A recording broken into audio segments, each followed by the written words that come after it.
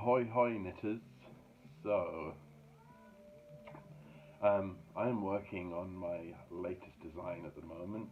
It's going to be a long infinity scarf, and as you can see it's made up of various sections of Colourwork, and most of these involve shorter floats, but the section I'm working on at the moment involves some longer floats of 11 stitches, and I thought I'd show you how I work longer floats, because I'm not somebody that catches my floats. I find when catching it often sort of distorts the stitch where it's caught on the front, and that just bugs me. So very much personal preference. I'm going to show you the inside of the work, and as you can see, so this one just there, that's float across 11 stitches, and as you can also see, it sits smoothly along. Of course, I wouldn't want a float of that length in something like mittens. I try and avoid them in sleeves, just where fingers will catch into it. So I will see you in a moment and we'll do some knitting. Okay, so now set to knit the long floats, and as you can see, I like to hold a yarn in each hand. I find that's much easier than trying to do two in my right, which is how I learned, because it's just, oh, let's steady the camera.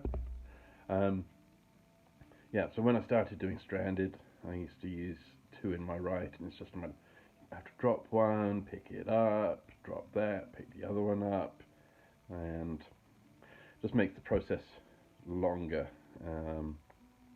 So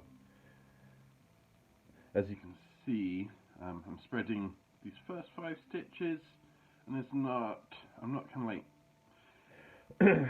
stretching them to buggery, but it's just almost to where the work below them is just sort of flat and not bunched up. So here's the 11. 1, oopsie, 2, 3, 4, 5, 6, 7, 8, 9, 10, 11. And again, I just sort of stretch the work. Again, not stretching it out within an inch of its life, but just so that the work below lies flat. And then there's 5 from the left hand. 1, 2, 3, 4, 5, and then see, I'll just sort of like pull it across. 1, 2, 3, 4, 5, 6, 7, 8, 9, 10, 11, and again, that's sort of, so the stitches are sitting like that, and then 1, 2, 3, 4, 5, 1, 2, 3, 4. And my glasses are sliding down.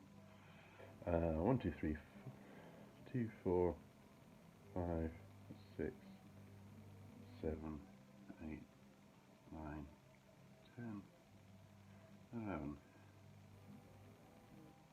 Spread the work.